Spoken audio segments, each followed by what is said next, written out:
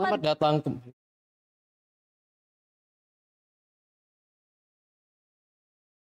Halo dan selamat datang kembali teman-teman semua. Gimana nih kabarnya, udah refresh ya setelah tadi kita melakukan istirahat, sholat dan makan. Dan semoga teman-teman udah semakin semangat nih buat mendengarkan sesi selanjutnya, yaitu sesi materi yang gak kalah penting. Dan kali ini kita akan melanjutkan acaranya dengan TED Talk dengan pengisian materi dari pembicara keren kita, yaitu Bapak Dr. Insinyur Ridi Ferdiana, Sarjana Teknik Magister Teknik IPM, seperti yang telah kita bicarakan di awal tadi. Beliau merupakan salah satu alumni DTETI sekaligus dosen DTETI yang menjabat sebagai Direktur Rektorat Sistem dan Sumber Daya Informasi atau DSSDI Universitas Gadjah Mada. Nah, benar banget nih teman-teman. Nah, kita langsung masuk aja dan memberikan acaranya ke Bapak Dr. Insinyur Ridi Ferdiana. Ya. Untuk itu, kepada Bapak Dr. Insinyur Ridi Ferdiana, waktu dan tempat kami sediakan. Oke, makasih. Selamat siang semuanya rekan-rekan. Makasih udah hadir di sesi ini. Oke. Jadi, kebetulan saya sehari-hari di DSSDI gitu ya. Dulu juga pernah di prodi sini gitu ya. Kalau teman-teman nanya DSSDI apa, intinya DSSDI itu satu tempat gitu ya, yang memanage seluruh infrastruktur yang ada di UGM. Komitmen kami itu bahkan kalau alien datang ke UGM, itu kita kasih SSO untuk akses internet UGM. Karena kami yakin internet UGM itu internet yang cukup kencang, ya seperti itu. Tidak hanya ya untuk sekarang. Oke. Kali ini kita akan bahas satu konsep yang paling fundamental sekali untuk kita semua gitu ya. Konsep ini yang kita sebut dengan konsep AI untuk semua, AI for everyone gitu ya. Saya selalu bertanya-tanya apakah AI sudah menjadi darah daging kita semua, dan tampaknya kita semua sepakat bahwa AI itu shifting ya, menggeser kebiasaan kita gitu ya. Menggeser kebiasaan kita. Oke. Kemarin cukup ada viral gitu ya. Kalau teman-teman sekarang bernavigasi, pasti navigasinya dibantu oleh aplikasi navigasi, ya, aplikasi navigasi. Aplikasi navigasi tersebut memperoleh datanya dari kumpulan orang-orang yang mencari data terkait dengan jalan ataupun terkait dengan navigasi tersebut. Saya mau cerita bahwa dulu kita itu menggunakan GPS, gunakan penduduk sekitar. Jadi kalau teman-teman nyasar, pasti pakai GPS, gunakan penduduk sekitar, nanya-nanya gitu. Tapi sekarang kan nggak pernah lagi. Teman-teman akan lebih percaya atau lebih bertanya pada Hi Google ataupun asisten-asisten yang lainnya. Yang itu yang kita sebut dengan artificial intelligence, salah satu bentuk. Saya mau cerita bahwa AI untuk semua artinya bahwa satu titik AI itu akan menjadi satu hal yang akan dinikmati oleh semua orang. Even dari pada saat seseorang itu lahir gitu ya, AI bisa merekomendasikan namanya bagusnya apa, ngikuti tanggal, bulan, tahun, waton gitu ya, nama orang tua dan sebagainya. AI bisa merekomendasikan itu. Sampai mungkin mohon maaf kita wafat gitu ya, AI bisa merekomendasikan kita dikuburkan di mana. Anda bayangkan, AI itu bisa end to end solusinya gitu ya. Sama halnya dengan IT gitu ya.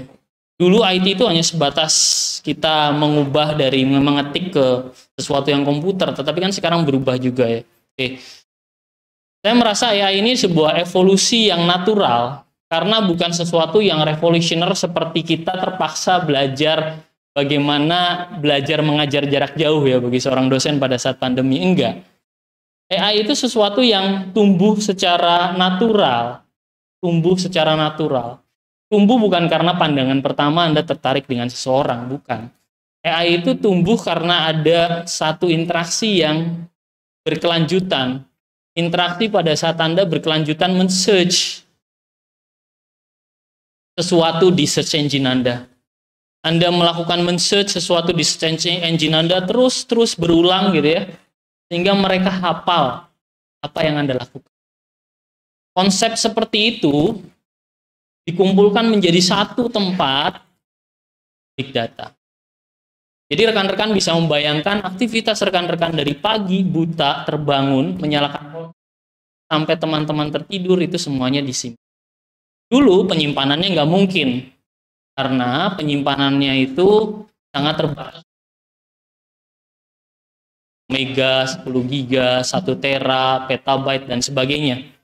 Sampai IEEE, salah satu asosiasi sekarang saking melihat datanya segitu banyak, itu kan 2 tipe data baru di atas petabyte dan zettabyte. Ada 2, ya, seperti itu. Bersamaan dengan itu juga AI sudah mulai sangat cerdas. Kenapa bisa cerdas? Karena datanya banyak, ada teknologi yang namanya komputasi awan. Komputasi awan ini yang membuat, ya, dulu saya ngerasa nggak mungkin bisa ngomong misalnya ke Cortana atau ke Bixby atau siapapun itu. Karena pengetahuannya terlalu banyak untuk disimpan untuk sebuah ponsel.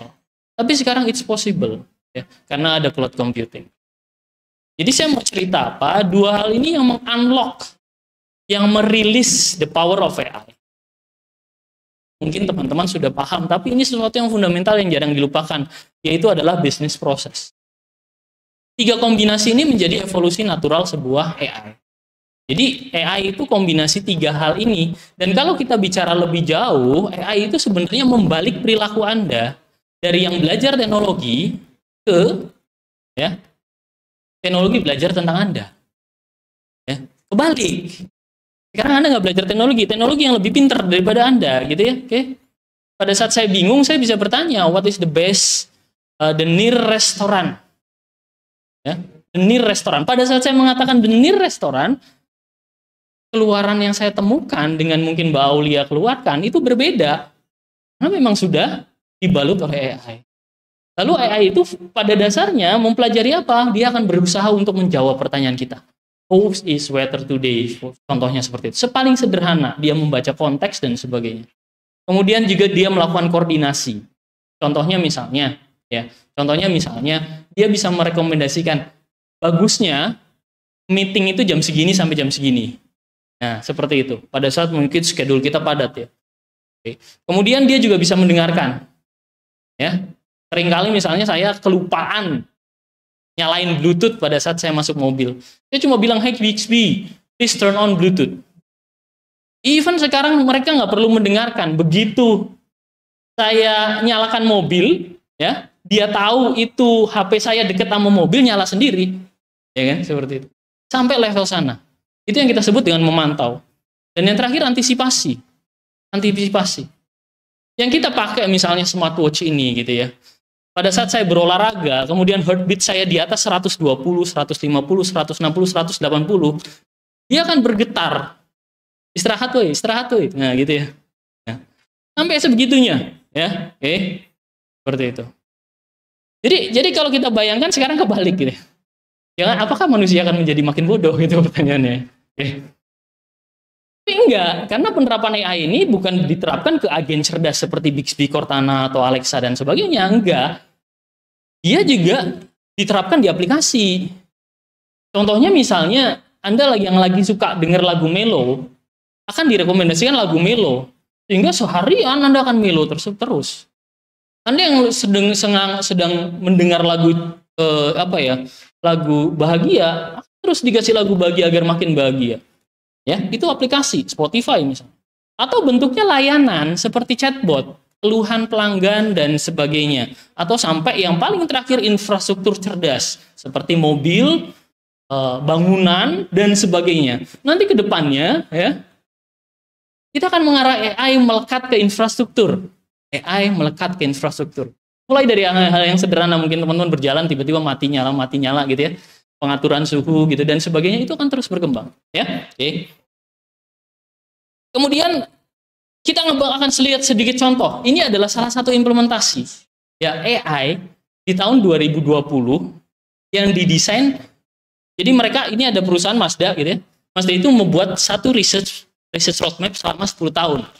Targetnya apa? Ya kita lihat ya videonya, pendek kok. Ya. Oke ya. Jadi kalau kita teman-teman tahu yang namanya mobil itu kan mesin. Ya. Punya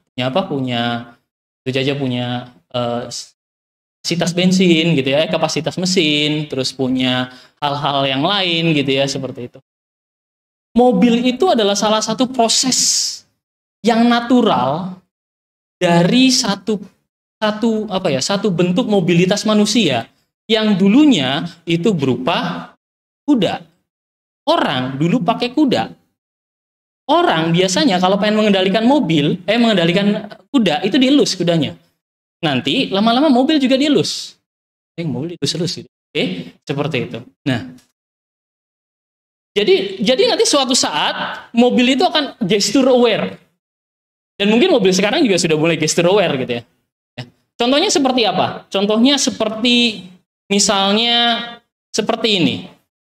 Saya pulang kantor capek banget gitu ya. Saya pulang kantor capek banget di situ ya.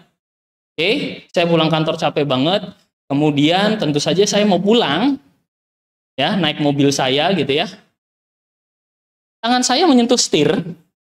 Tangan saya menyentuh setir. Genggaman saya, si mobil udah paham kalau saya itu lagi capek atau enggak. Begitu sudah capek, dia akan komen, kamu lagi capek ya? Ketemu temen, ya. Ketemu temen deh, supaya kamu lagi nggak capek. Ya, jadi seperti itu. Implementasi AI yang paling pertama Anda lihat bisa dilihat di gesture. Ya, Dan tentu saja secara umum kita akan bisa melihat hal ini sudah sangat umum. Kalau misalnya sekarang saya agak lemaskan jari saya di setir, dia akan bilang, kamu ngantuk ya bro, kayak gitu. Mungkin bentuknya nggak gitu sih, bentuknya seperti getaran atau apa gitu ya. Bahkan mobil ini nanti suatu saat itu jadi NFC. Teman-teman tahu NFC? Ya. Selain dia bisa menilai, dia juga bisa kirim pesan ke mobil sebelahnya. Jadi ngirim pesan nggak pakai itu, ngirim pesan pakainya ke sana, ngarah pejet gitu. Nah kayak gitu. Jadi Anda bayangkan ini mobil berdua itu bisa NFC-an gitu ya, seperti itu. Ya. Apa yang ada di sana itu semuanya sekumpulan sensor. Sensornya diletakkan di mana? Di bagian atas. Jadi kalau Anda duduk di mobil ya, duduk di mobil sini, ini di atas ini ada sensor satu besar gitu ya. Sensornya itu tujuannya untuk mendeteksi macam-macam gitu ya. Mendeteksi, bukan hanya mendeteksi tapi merekam memori Anda, memori dengan kekasih Anda atau apapun itu ya, tanggal-tanggal penting gitu ya. Kapan ketemu, kapan jalan, itu ketahuan gitu ya. Sampai juga vital sign Anda. Nah, saya ingin Anda membayangkan itu ya. Saya ingin membayangkan itu bahwa proses itu akan menjadi nyata. Sedikit lagi deh. Jadi kalau misalnya kekasih Anda naik mobil Anda pengen mengatakan sesuatu, Anda bisa minta mesin ini untuk mendeteksi dia lagi moodnya seperti apa. Kalau moodnya lagi bahagia baru ngomong sesuatu. Ya, misalnya minta maaf gitu ya.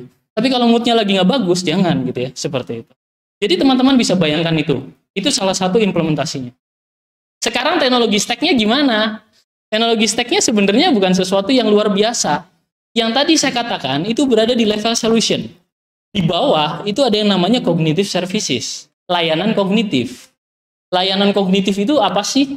Layanan kognitif itu AI yang siap pakai. AI yang siap pakai yang tinggal kita bisa taruh. Kemana taruhnya terserah. Pengen taruh di chatbot, pengen taruh di mobil, pengen taruh di komputer, terserah. Dan sebagian besar, 80-90% AI itu sudah prepackaged. Yang Anda butuhkan apa sih? Deteksi emosi, ada. Yang Anda butuhkan apa? Pencarian informasi, ada. Apa lagi? Deteksi apa? Deteksi objek, ada. Udah umum. Ya. Kalau udah nggak puas dengan kemampuan ini, baru teman-teman mikir data science tool tuh. Ya. Penyiapan AI sesuai kebutuhan. Contohnya misalnya, di cognitive services, itu saya nggak bisa membuat suatu pemahaman. Misalnya saya punya kucing ya, kucing saya itu namanya kucing saya itu namanya Obon gitu ya, dia kucing Persia gitu ya, seperti itu. Saya pengen tahu ini kucing lagi marah atau lagi bahagia, itu saya nggak bisa pakai cognitive services. Saya harus develop AI model saya pakai data science tool. Jadi tujuannya data science tool itu kalau Anda ngerasa nggak cukup dengan cognitive services, baru pakai data science tool. Ke bawah baru pakai deep learning. Ini sesuatu yang lebih kompleks lagi, seperti memahami struktur bahasa, ya, bagaimana parkir paralel gitu ya. Kemarin saya melihat bagaimana Tesla melakukan parkir paralel otomatis versus Ford menggunakan parkir paralel otomatis. Tesla pakai AI, Ford pakai algoritma sensor. Bagusan mana menurut Anda? Bagusan Ford ternyata. Tesla masih bingung begitu. Begitu agak sempit dia masih bingung, ya, masih bingung karena AI, nggak ada algoritma di sana. Beda kalau Ford atau yang lain itu pakai algoritma aja, dia mundur gitu kan. Ukur depan belakang, maju belakang gitu, ya, seperti itu. Oke. Karena apa? Karena masih harus belajar, ya. Masih harus belajar. Kalau Anda pengen belajar yang lebih kompleks itu tuh deep learning tuh, ya. Dan tentu saja yang bagian atas dan bawah ini yang menjadi penyokongnya. Nah, ya, kayak gitu ya. Oke. Sekarang kita bayangkan AI di dunia bisnis, di Society 5.0. Oke. Mohon maaf kalau saya agak cepat-cepat gitu ya. Oke. Karena katanya 30 menit gitu ya. Nanti habis itu langsung ngobrol gitu ya. Kalau AI di dunia bisnis, tujuannya adalah sebuah istilah yang kita sebut intelligence insight, ya, wawasan cerdas. Wawasan cerdas. Wawasan cerdas itu apa sih?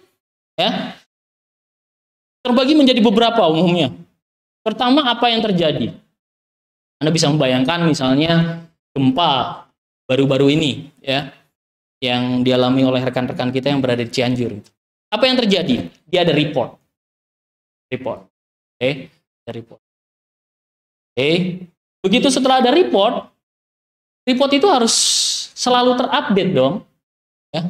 Report itu akan menjadi interaktif dashboard. Setiap ada data gempa susulan akan masuk lagi. Setiap ada data data korban baru akan masuk lagi. Data rumah yang rusak akan masuk lagi. Zaman dulu waktu saya jadi volunteer pada saat gempa Jogja, sama masih mahasiswa juga kayak kalian, model kita belum pakai real time analytics. Saya ingat banget waktu itu saya ditempatkan di Kepatihan Yogyakarta gitu. Ada 4 atau 5 orang gitu ya dari Jakarta. Kebetulan waktu itu saya masih kerja di Jakarta, balik ke Jogja, ikut bantu gempa Jogja di Kepatihan. Di Kepatihan itu kita pakai Excel. Saya boleh bayangkan pakai Excel. Jadi para volunteer itu ngisi data pakai apa? Dulu masih pakai HP biasa gitu ya. HP biasa, terus habis itu kita input Excelnya, baru kita baca untuk dashboard. Dan dashboardnya nggak interaktif. Sekarang real time streaming. Begitu data masuk berubah dari ponsel dari ponsel misalnya BPS atau apa yang melakukan data collection, langsung berubah. Itu yang kita sebut interaktif dashboard. Berikutnya predictive model. Contohnya yang tadi pagi dikatakan bakal banyak terjadi gempa susulan berdasarkan predictive modelnya. Ya, kita bisa memprediksi itu. Sehingga rekan-rekan atau yang berada di Cianjur atau sekitarnya jangan pulang dulu ke rumah. Ya, predictive model yang menghasilkan recommendation, jangan pulang dulu ke rumah. Ya, seperti itu. Teman-teman BMKG juga lagi melakukan memprediksi nih, kira-kira nyampe nggak ke Jogja gitu ya. Bikin batuk nggak tuh siapa sih Merapi gitu ya. Nah, gitu ya. Dasarnya apa? 4 hal ini. Ini yang kita sebut dengan wawasan cerdas. Di bidang apapun, pengen itu di bidang operation, di bidang marketing, di bidang finance, di bidang workforce, itu ada semua. Ya, ada semua. Oke. Teman-teman bisa melihat akan ada banyak solusi. Contohnya di bidang operation, paling sederhana. Ya. Solusi AI yang pertama saya kali lihat, itu adalah solusi AI di Batam. Kebetulan waktu itu saya visit Batam. Di Batam itu ada perusahaan printer gede gitu ya. Mereka sudah pakai predictive maintenance. Jadi begitu aliran tintanya nggak lancar untuk masukin ke cartridge, dia akan notify. Mesin ini harus di maintenance segera, diberitahu. Zaman dulu sebelum pakai AI, Anda bayangin ada satu orang gitu ya, yang pegang tablet, itu keliling mesin satu-satu, ngecekin satu-satu, meriksa. Sekarang nggak kayak gitu. Predictive maintenance. Begitu ada keluaran tinta yang nggak lancar, langsung. Ya, dan ini akan diterapkan di printer-printer yang nanti Anda beli sehari-hari. Printer yang nanti ke depannya Anda beli di tahun 2022-2023, itu nggak akan ada lagi yang printer keluarannya, hasil cetakannya pecah-pecah gitu, nggak ada. Ya. Marketing juga ada ya. Dynamic pricing ya. Anda coba search engine antara saya dan Anda, keluarnya beda, dan seterusnya. Ya. Jadi akan banyak sekali inovasi bisnis berbasis AI. Kata kuncinya adalah proses bisnis. Jadi nanti teman-teman, karena AI-nya udah jadi di kognitif, yang harus teman-teman pahami adalah proses bisnisnya yang bagus seperti apa. Bagaimana kita melakukan disruption, itu yang paling penting. Ya, dengan bantuan AI. Ya, seperti itu. Saya kasih sebuah satu studi kasus solusi AI di platformnya Microsoft Research Asia. Microsoft Research itu mengembangkan satu AI portfolio yang terbagi menjadi beberapa. Ada agen, tadi ya, kan ada kriterianya. Application, services, infrastructure. Ya, agen, misalnya. Cortana misalnya ya. Cortana itu sebuah agen yang sama dengan Bixby atau yang lain. Dia berkomunikasi dengan pengetahuan. Yang membedakan dia dengan Google dan sebagainya, Cortana itu lebih fokus ke apa yang Anda lakukan di pekerjaan. Contohnya seperti ini. Dia bisa memberitahu saya, Ridi, kamu kebanyakan rapat. Kamu sudah 7,5 jam rapat per hari. Kemudian saya cek, bagaimana staf saya gitu ya, bagaimana rekan-rekan saya di DSD yang lain gitu. Ternyata mereka sudah rapat 11 jam sehari. Bayangkan gitu. Karena kerjaannya apa sih? Koordinasi aja ya di sana gitu ya. Koordinasi dan unit kerja lain. Udah banyak kerjaannya, terus dia akan memberikan saya masukan. Masukannya gini. Jam 3 sampai jam 5 dia bilang gitu ya. Nama produknya Viva Insight, jadi V ya, pakai Viva Insight. Jam 3 sampai jam 5, kamu harus mengalokasikan waktu untuk fokus kerjaan kamu. Sementara sisanya, kamu boleh rapat. Sampai seperti itu. Anda bayangkan, sampai ke arah itu. Kalau enggak, mental health kamu enggak baik. Nah gitu. Bahkan mereka bisa mengidentifikasi ya lewat application Office itu, mereka bisa mengidentifikasi berapa staff yang beneran ngelihat Microsoft Word dan ngetik dibanding Microsoft Word-nya di-minimize terus ngebuka TikTok. Atau video kucing. Cuma ada dua hal gitu. Mahasiswa UGM rata-rata banyak sekali yang melihat video kucing dan video pendek. Reels, ya seperti itu. Sayangnya, Reels itu belum di CDN kan. Jadi bandwidth internasional kita habis nonton video pendek. Ya seperti itu. Nanti kita komunikasikan supaya video pendeknya itu di CDN kan ya. Supaya lebih hemat bandwidth ya. Oke. Nah, kemudian ada services. Ya. Untuk chatbot dan sebagainya, ya, infrastruktur juga. Nah, tujuannya apa? Bantu orang. Tujuannya bantu orang. Ini adalah cognitive services. Jadi teman-teman bisa bayangkan ini layanan cognitive services yang umum. Entah itu di Microsoft, AWS, Google, mereka punya yang kayak gini, ya, untuk mendeteksi PC, mengenal gambar, untuk mengetahui orang ada misuh-misuh di Twitter, itu bisa diidentifikasi. Ya, seperti itu. Untuk misalnya mendeteksi ini martabak manis atau martabak asin, itu custom vision. Untuk mendeteksi emosi, ya. Jadi kalau misalnya yang lagi wawancara kerja, kita bisa buat kamera, gitu. Kameranya mendeteksi seberapa persen dia bahagia dan seberapa persen dia takut, itu bisa ya. Ya, mendeteksi muka, umurnya berapa, gitu ya. Nah, video, mendeteksi video, kapan Jerman gitu ya membuli atau mentrolls Jepang gitu ya, itu bisa ada video indexer di situ ya. Untuk speech umum ya, speaker recognition bisa tahu itu suara saya atau suara Bu Silmi, itu bisa tahu ya. Atau Bing speech juga, saya ngomong bahasa Indonesia kedengerannya bahasa Inggris di sebelah sananya ya, atau kedengarannya bahasa Spanyol di sebelah sananya. Bahasa umum ya. Ada language understanding, text analytics, sentiment gitu ya, penerjemah, banyak banget ya, dan sebagainya, sampai ke knowledge, academic knowledge ya. Jadi nanti ke depannya Anda jangan kaget kalau misalnya Anda mau buat skripsi apa gitu, Anda tulis saja, saya mau buat skripsi tentang natural language processing. Nanti ada academic knowledge yang ngasih Anda saran judul, termasuk pembimbingnya siapa baiknya. Ya, sampai ke arah sana ya, gitu ya, seperti itu. Search sampai lab ya. Jadi banyak sekali cognitive service yang akan kita gunakan ya.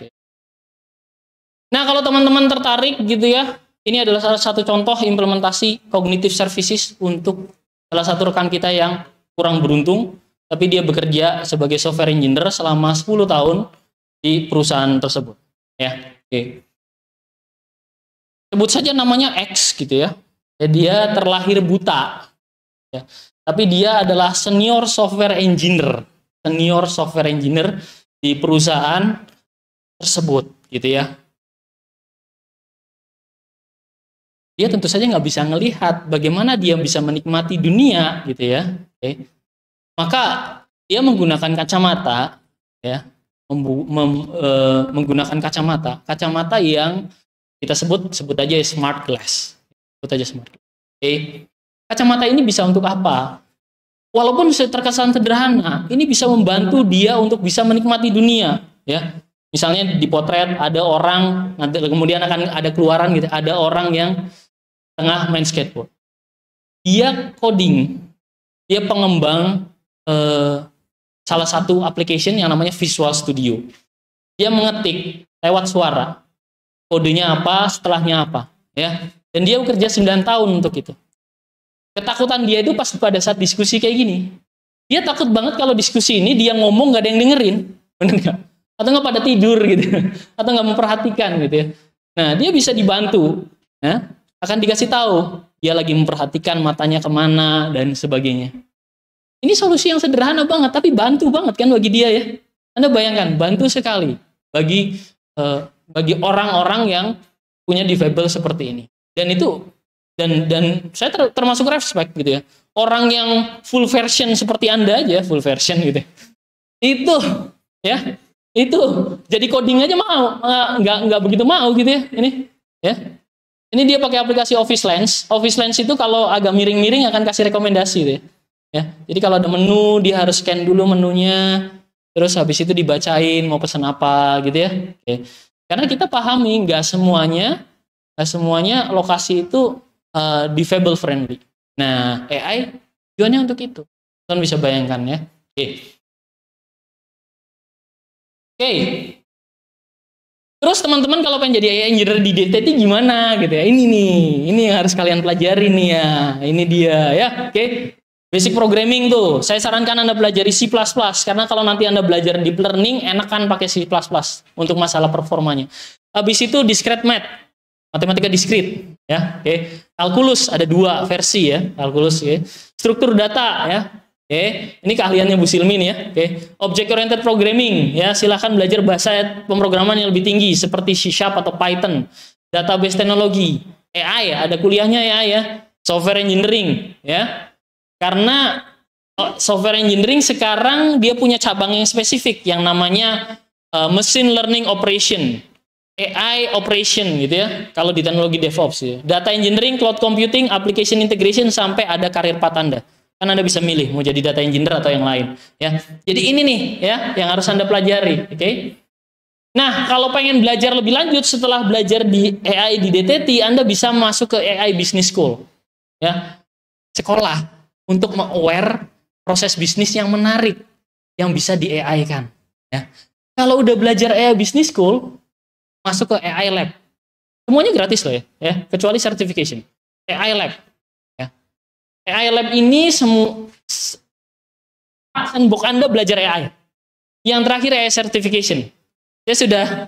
Saya sudah ambil AI certification untuk AI engineer ya. Sebelumnya AI fundamental, cuma ada 2 sertifikasi, AI fundamental atau AI engineer ya. Jadi kalau Anda belajar dasar-dasar seperti konsep-konsep data labeling itu di AI fundamental, terus AI engineer-nya lebih menggunakan application AI. Ya, seperti itu. Kalau pengen gabung ke penelitian, saya dan Bu Silmi ada di Cloud Experience gitu ya. Kita untuk research area AI itu kita punya 3 research area gitu ya. Nanti teman-teman yang belum mahasiswa atau sudah mahasiswa, kita punya AI system dengan nama Laras, Learning Analytics, Clara, dan Echa. Namanya lucu-lucu ya. Ya, seperti itu, oke? Ya sama aja, ada Bixby, ada apa gitu. Jadi teman-teman kalau nanti suatu saat pengen gabung penelitian, terutama teman-teman S2 ya, teman-teman S1 atau pengen mengerjakan softwarenya, bisa masuk ke sini. Ya, seperti itu. Saya, Bu Silmi, dan teman-teman yang lainnya tergabung di sini, oke? Kemudian ini publikasi terakhir, ya. Publikasi pertama saya di jurnal baru saja terbit, Agustus 2022, mendeteksi mood Anda kalau lagi dengerin Spotify. Jadi kalau Anda dengerin Spotify, saya bisa tahu kalau Anda tengah putus cinta, ya, atau Anda tengah jatuh cinta, itu saya bisa tahu ya. Ada papernya, mood detection, ya, berdasarkan last song gitu ya. Kemudian saya juga tengah meneliti chatbot supaya bisa misu. Nah, chatbot kan Anda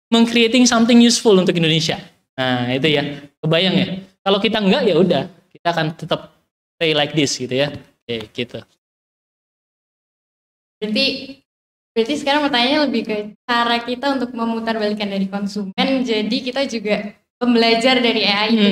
Kiranya apa sih Pak yang harus biar gak selamanya stuck jadi konsumen? Ya, pada saat Anda ingin mengubah paradigma belajar tersebut, Anda harus mengubah dari satu hal yang paling sederhana. Mengubah dari sesuatu yang apa jadi mengapa. Ya.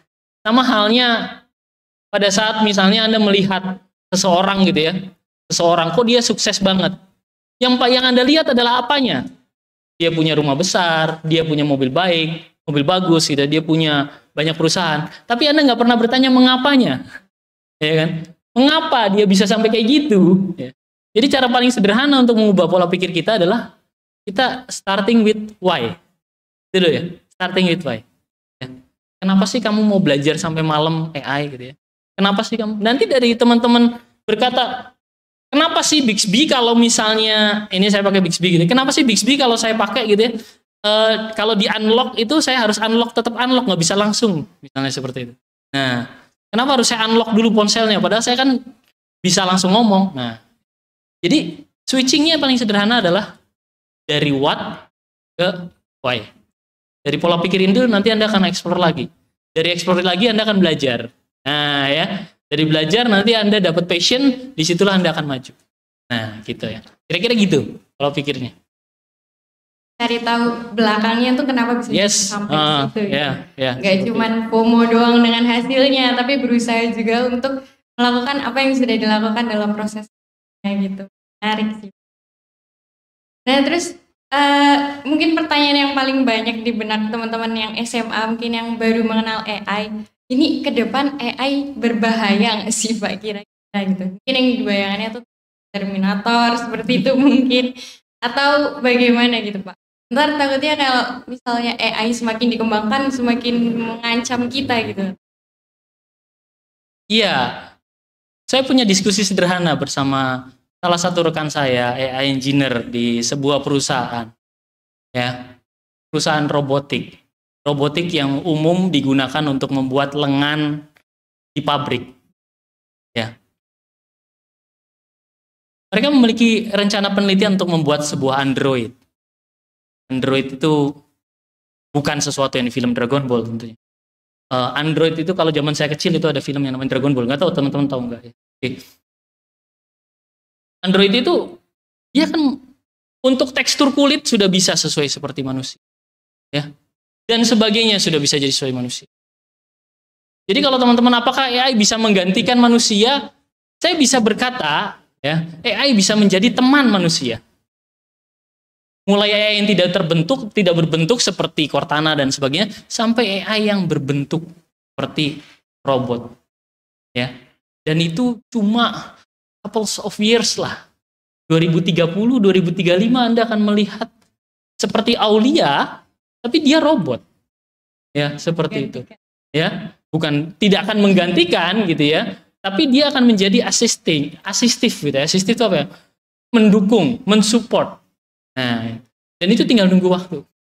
Apakah kita terancam atau tidak? Itu masih jawabannya ada di buku saya. Di bab 7. Ya seperti itu. Oke, kira-kira itu ya. Jadi bisa mengancam bisa gitu ya. Tapi ada hal yang tidak bisa digantikan untuk sekarang. Untuk sekarang, setidaknya sampai beberapa waktu yang akan datang. Oke.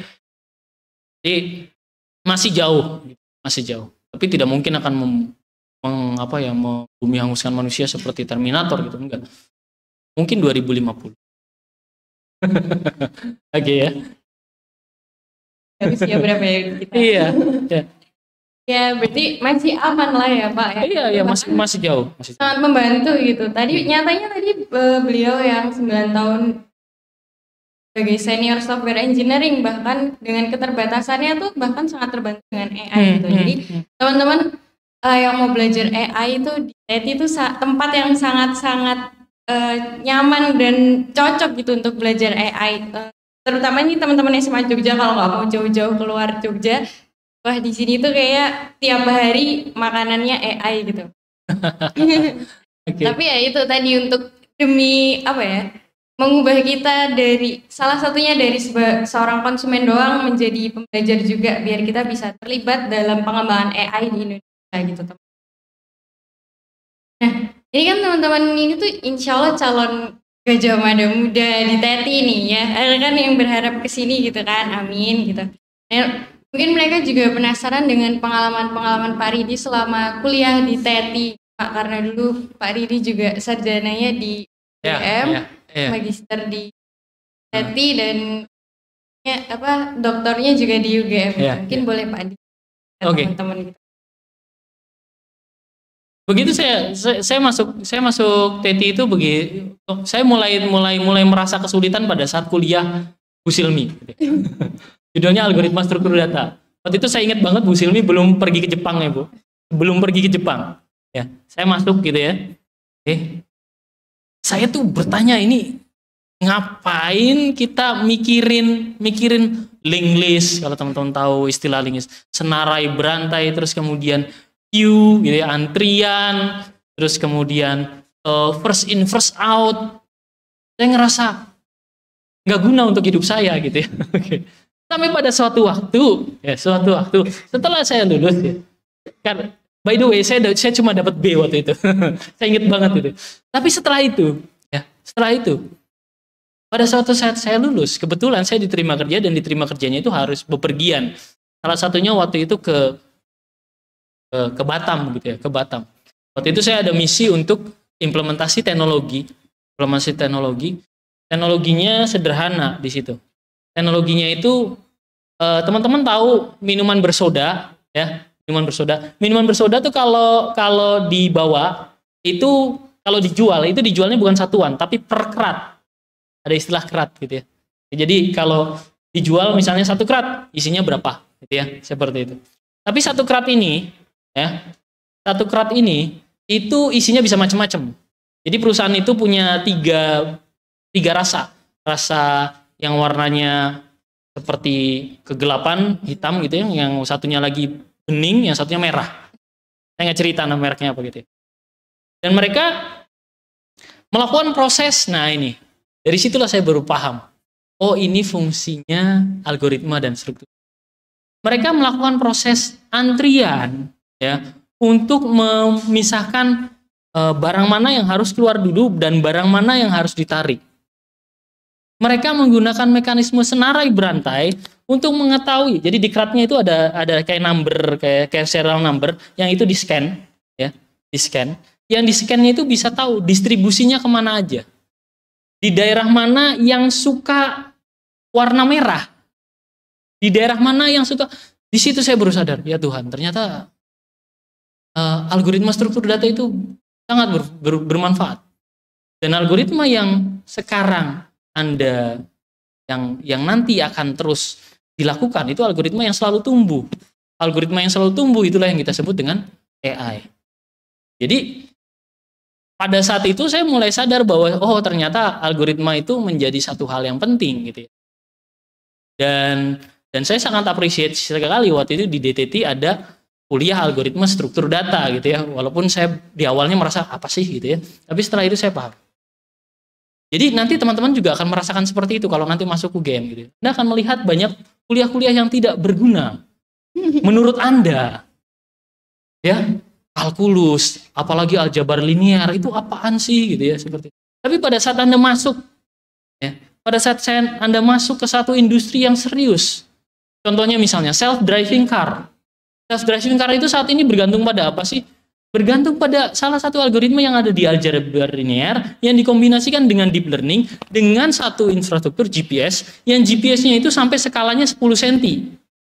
Kalau GPS yang sekarang ada di mobil umumnya itu skalanya masih meter gitu ya. Gesernya masih meter. Ini gesernya 10 cm. Kalau udah kita bisa menghasilkan, kemarin tuh baru dirilis GPS 10 cm.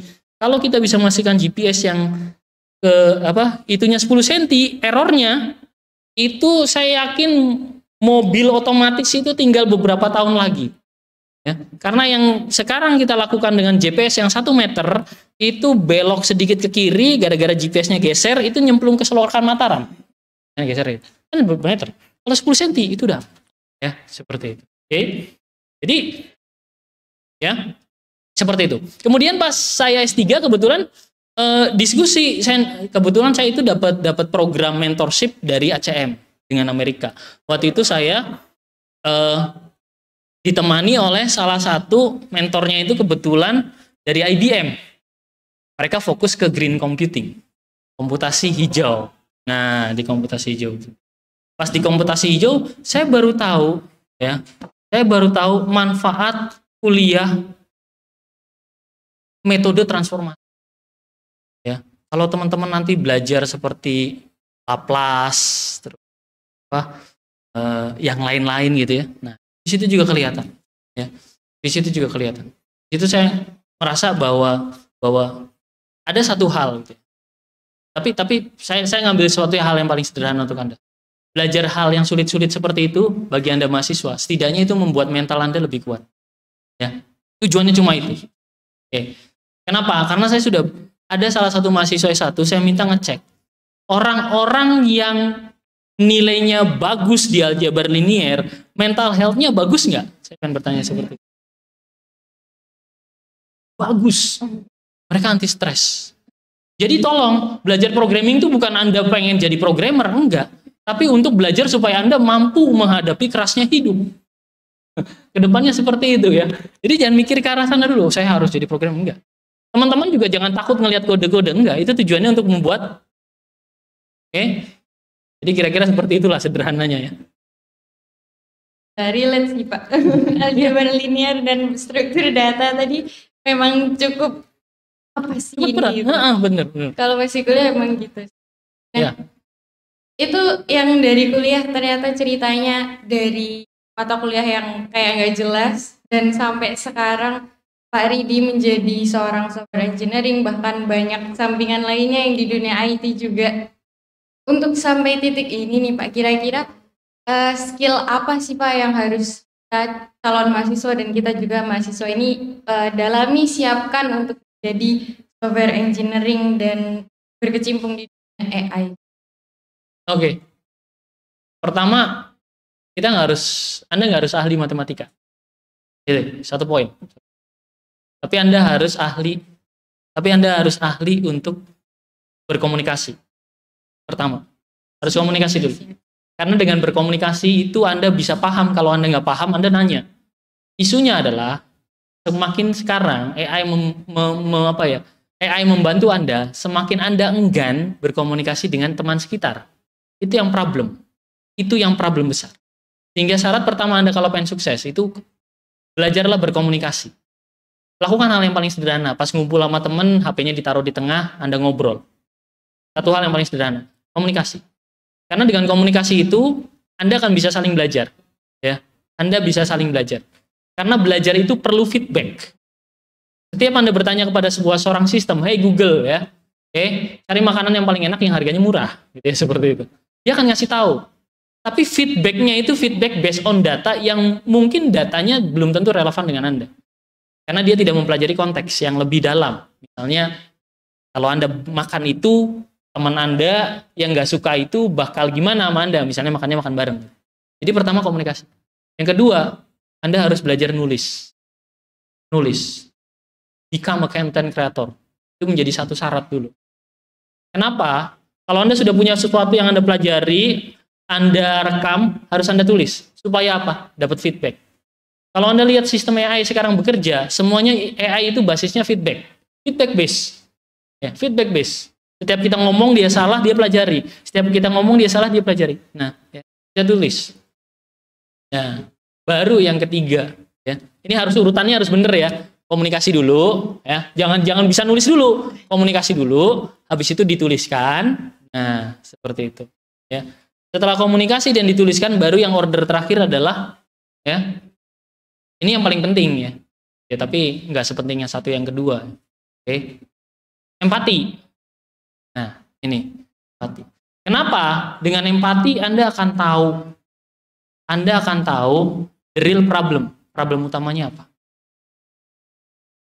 Real problem. Dari Anda tahu problem utamanya apa, Anda bisa tahu Anda mau belajar apa. Nah, itu. Jadi coba Anda lihat ke diri Anda sendiri. Apa dasar Anda pertama belajar?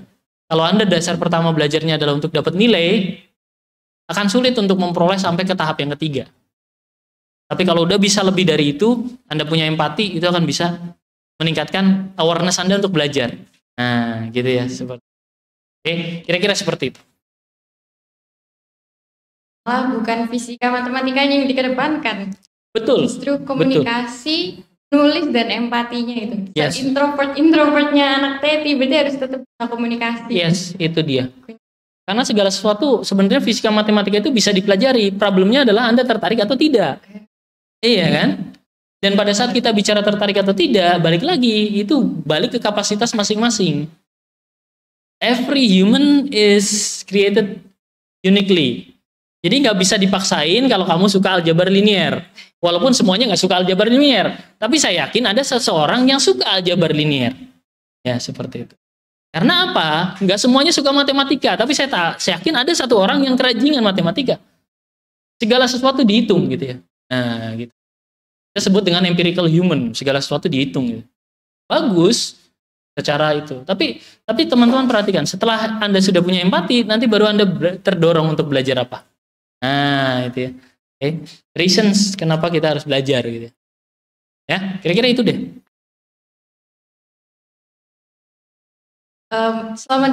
Saya ucapkan dulu selamat datang buat teman-teman yang baru datang. Jadi kalau misalnya karena terlambat ya, aku mau coba recall lagi dari awal yang Bapak Ari disampaikan. Tadi beliau memaparkan tentang apa itu AI, apa aja teknologi di belakang AI yang mendukung akselerasi AI, bahkan di Indonesia juga bagaimana kondisi AI. Kemudian juga sempat kita juga tadi ngobrol-ngobrol nih teman-teman tentang pengalaman-pengalaman beliau di TETI sampai di titik sekarang ini, peran AI dan skill-skill yang dibutuhkan untuk menjadi software engineering dan berkecimpung di dunia AI seperti itu. Nah, cuman karena kita hampir di ujung waktu nih, jadi teman-teman di sini yang tadi sudah menyiapkan pertanyaan mungkin mau disampaikan sekarang, persilahkan nih teman-teman. Ada nggak yang karena ini kesempatan emas banget loh teman-teman ketemu dosen TETI yang kita aja di kelas tuh, wah saya malah cuma 2 SKS, 3 SKS gitu. Terbatas waktunya, ini teman-teman di weekend aja bisa ketemu dengan beliau gitu. Ada nggak nih teman-teman yang mau nanya? Ya, silahkan. Start with why. Yes, start with why. Never ask what. Penasaran dong dengan apa yang telah dilalui oleh Pak Ridi, apa aja yang sudah beliau pelajari selama bertahun-tahun ini. Akhirnya ada di titik ini. Teman-teman yang kepo Bapak Ridi tadi gak mau dibacain CV-nya, padahal luar biasa banget teman-teman. Coba dicek di LinkedIn-nya Bapak Ridi Ferdiana. Di sana ada banyak artikel-artikel tentang AI. Tadi saya juga baca-baca, menarik sekali, dan pengalaman-pengalaman beliau yang luar biasa. Nah, ini buat panitia, ini pertanyaan juga dapat door prize ya katanya. Oh, iya. Ya, ada 2 door prize untuk penanya nih. Yang ini. Yang tanya nanti gitu terima Teti deh. Langsung. Gimana? Tadi itu angkat tangan? Oh enggak. Oh iya, silakan. Dengan siapa? Boleh tolong mic-nya teman-teman panitia.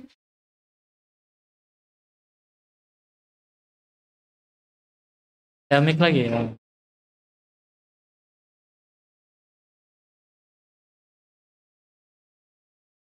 Halo semua, perkenalkan nama saya Bena Emanuela, biasa dipanggil Eben. Saya dari sudah mahasiswa DTT Teknologi Informasi semester 1. Ya, saya mau menanyakan kepada Bapak Ridi, alasan Bapak Ridi apa kok tertarik dengan AI? Oke. Terima kasih. Oke.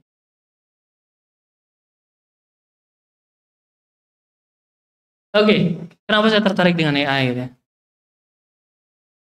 Kita melihat satu konsep, sebenarnya AI itu tujuannya kan empowering kita. Empowering itu memberdayakan kita. Jadi membantu untuk hal-hal yang mungkin kita kita bisa katakan itu suatu rutin yang harus kita lakukan, tapi tiba-tiba dibantu, diotomatiskan oleh AI gitu. Tapi setidaknya ada 3 hal kenapa saya tertarik dengan AI. Satu, ya, alasan pertama kita kenapa harus tertarik dengan AI atau mengapa si AI gitu ya. Karena kita melihat gitu ya, karena kita melihat banyak sekali potensi. Kalau teman-teman melihat banyak film science fiction gitu ya, entah itu karya dari Marvel Studio atau karya dari drama Korea berbasis startup atau apapun itu gitu yang Anda mungkin pernah lihat gitu kan. AI itu seperti promising. Ada banyak hal peluang yang bisa kita lakukan dengan AI.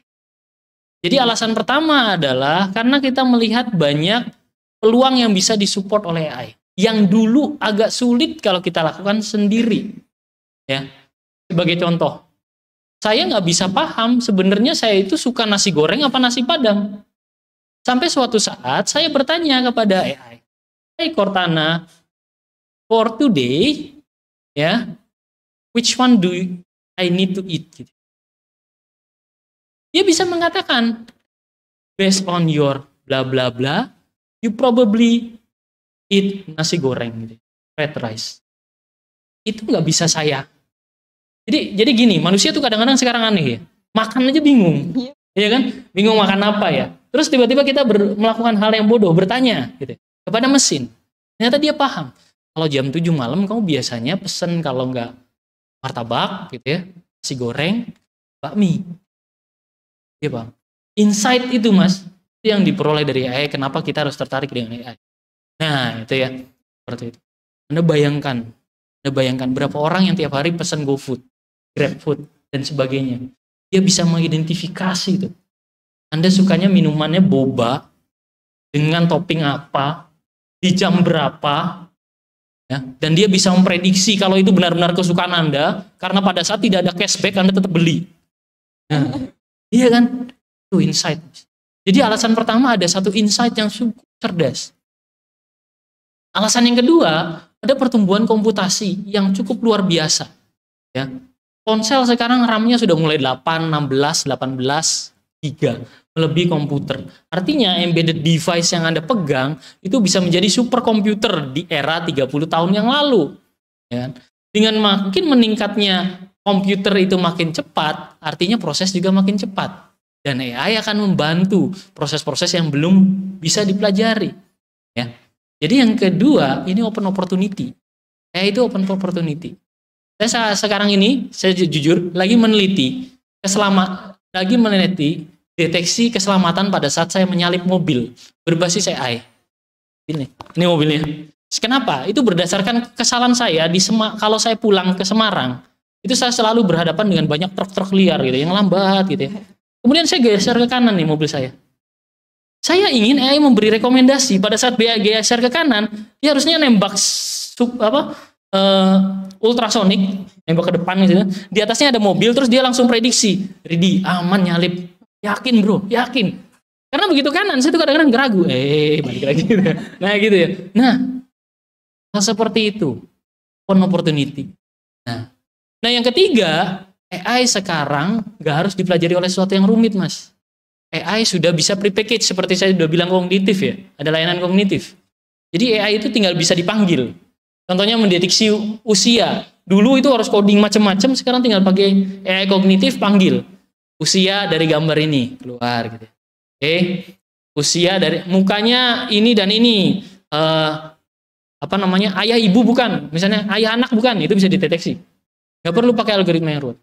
Jadi AI sekarang mudah dipelajari. Ya, seperti itu. Jadi 3 hal itu. Insight, opportunity, dan easy to learn. Jadi nggak ada alasan Anda nggak belajar AI di beberapa tahun ke depan. Terima kasih Pak. Begitu jawabannya, apakah ada tanggapan? Oke. Terima kasih. Mungkin teman-teman ada lagi? Silahkan. Akhirnya. Ya. Nama dan asal SMA.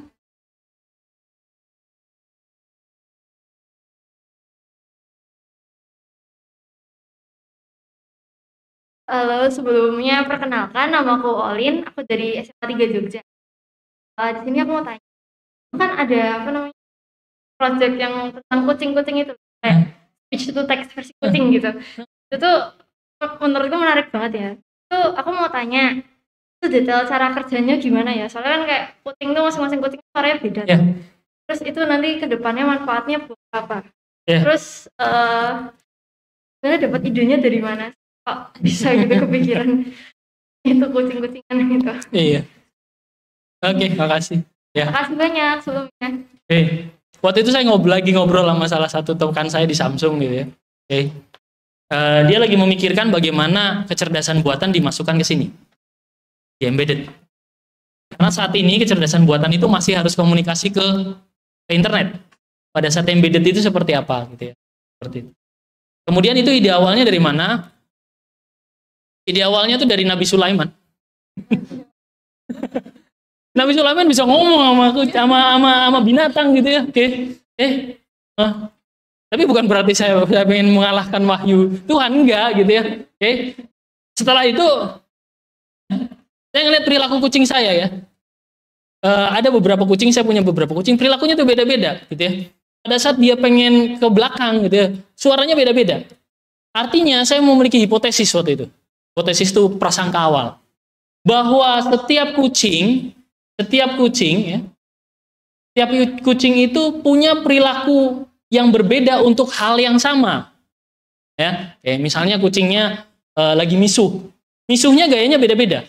Ya, antara peranakan, hybrid dengan ras-ras yang lain. Akhirnya ide pertama saya, cara kerjanya ya Mbak ya. Pertama saya mengidentifikasi dulu, itu kucing rasnya ras apa.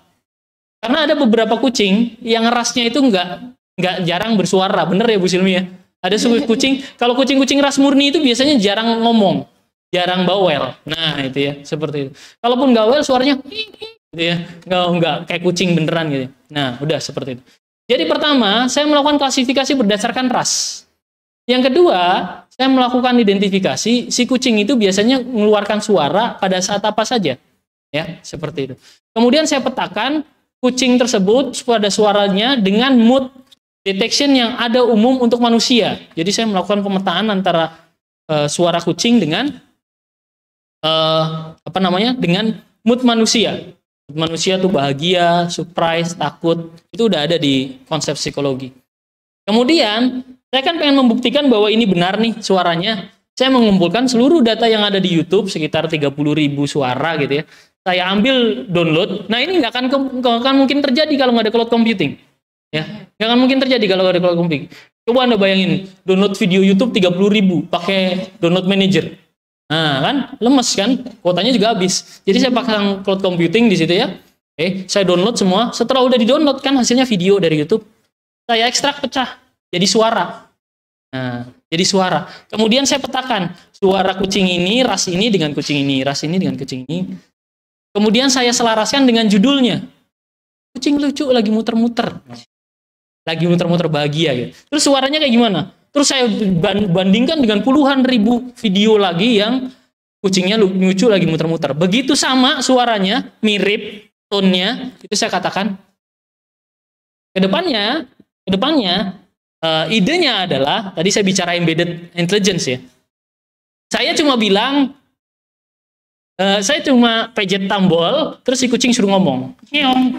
Terus saya paham di sini, lagi misuh. Nah, kebayang ya tujuannya ya. Nah itu, Jadi kira-kira penelitiannya sampai arahnya ke sana. Tapi perlu usaha untuk sampai. Itu cuma kucing, bayangin ya. Kalau yang lain gitu ya seperti itu, kambing gitu ya, dan sebagainya. Gitu ya. Kira-kira itu. Seru banget kan. Ada tanggapan lagi nggak tadi? Sip. Ya, sama-sama. Seru itu loh teman-teman penelitian di bidang AI ya Pak ya. Bahkan nggak cuma tentang matematika fisika, tapi tadi menggabungkan dengan ilmu psikologi juga tentang moodnya manusia dan diterapkan dalam kucing. Bahkan backgroundnya aja tadi tentang dari kisah Nabi Sulaiman yang bisa berbicara dengan binatang itu menampar sekali sih menurut saya. Tapi itu lucu banget, out of the box, dan itu sangat luar biasa sih. Namun kalau misalnya bisa dilanjutin kita kayak bakal sampai malam sih ya Pak ini karena seru banget berbicara tentang AI ini. Tapi karena keterbatasan waktu jadi ini juga sudah menunjukkan hampir jam 2. Mungkin sebelum ditutup dari Pak Aridi ada closing dulu. Ya, teman-teman yang terutama yang di SMA atau yang awal tahun baru masuk DTT gitu ya. Oke. Pertama adalah mungkin ada beberapa hal yang harus Anda pahami atau pelajari, tetapi itu nggak tahu apa. Gitu ya. Namanya pada saat Anda pertama kali belajar menghitung trigonometri. Untuk apa sih ngitung trigonometri? Ya, oke. Tapi pada suatu saat Anda berada di aero engineering gitu ya, pesawat gitu ya, trigonometri itu sangat ini banget, sangat menjadi krusial sekali. Jadi pertama ya, selalu diawali dengan why.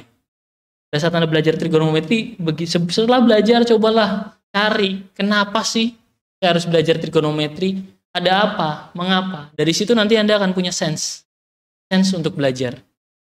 Reasons kita malas belajar itu cuma satu, karena kita nggak tahu itu manfaatnya untuk apa. Bener kan? Oke. Dan kenapa banyak sekali seminar-seminar yang dihadiri dengan judul misalnya cepat kaya dengan bisnis ekspor impor gitu ya. Kenapa banyak seperti itu? Karena mereka tahu the reason why-nya. The reason why paling rendah itu adalah funding, memperoleh uang gitu ya, seperti itu. Anda begitu belajar gitu ya, cobalah cari reason why-nya yang lebih ini. Dari Anda tahu reason why, baru Anda bisa belajar. Dari Anda bisa belajar, baru Anda punya passion untuk arah mana. Dan setiap orang didesain berbeda-beda, kapasitasnya berbeda-beda, kemampuannya berbeda-beda, tapi itu bukan berarti Anda harus banding ke. Ada lagu yang keren gitu ya, banding ke gitu. Yang Bu Rektor juga nyanyiin gitu ya, kayak seperti itu. Jadi jangan banding-bandingkan, jadilah diri Anda dan belajarlah berdasarkan sesuatu yang diawali dengan mengapa. Ya, gitu ya. Mungkin itu aja. Oke.